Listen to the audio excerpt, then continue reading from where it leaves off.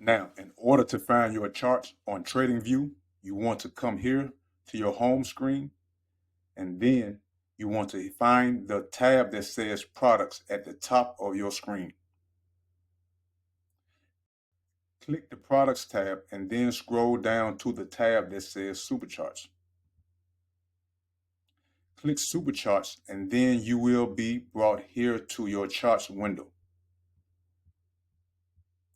Now, in order to return back to your home screen, move your mouse to the top left corner here to the circle icon.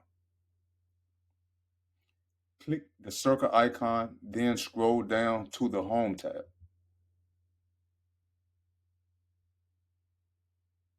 Click the Home tab, and then you will return back to the TradingView home screen. Like and subscribe for more trading tutorials.